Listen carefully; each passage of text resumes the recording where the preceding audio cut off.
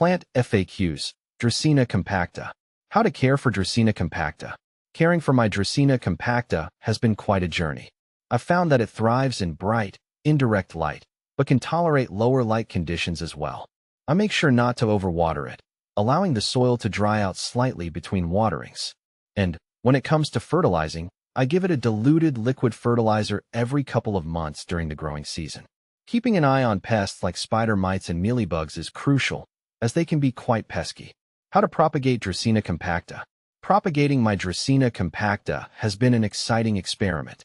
I've had success with stem cuttings, usually taken in spring or summer.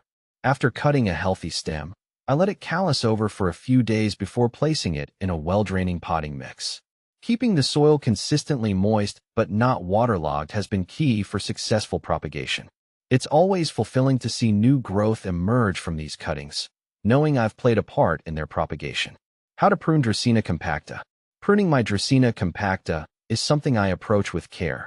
I trim off any yellowing or dead leaves to maintain its neat appearance and promote healthy growth. Occasionally, I'll also prune back any leggy stems to encourage bushier growth. Sterilizing my pruning tools before and after use helps prevent the spread of diseases, ensuring the plant remains healthy and vibrant. How often to water Dracaena compacta? Finding the right watering routine for my Dracaena compacta has been a bit of trial and error. I've learned to check the soil moisture regularly and adjust watering accordingly. Typically, I water it every 1 to 2 weeks, allowing the top inch or so of soil to dry out between waterings.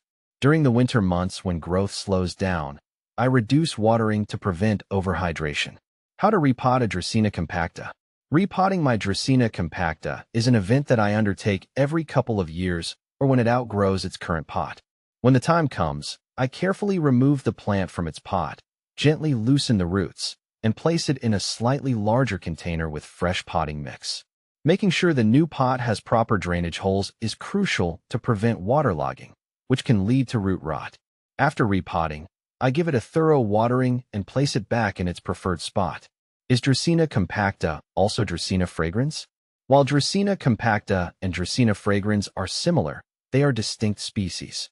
Dracaena compacta, also known as Janet Craig compacta, has shorter, more compact leaves compared to the broader leaves of Dracaena fragrans. However, both species belong to the same genus and share similar care requirements.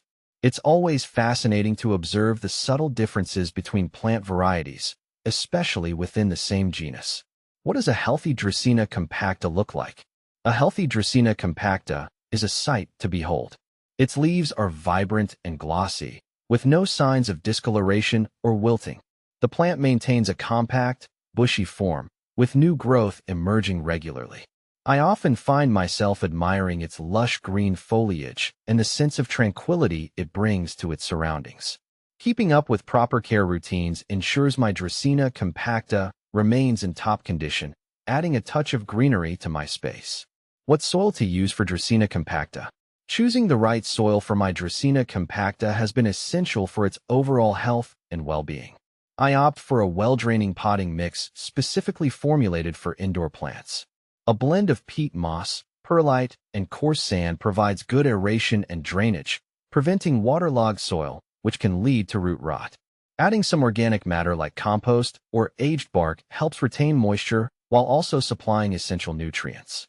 With the right soil mix, my Dracaena compacta can thrive and flourish in its pot.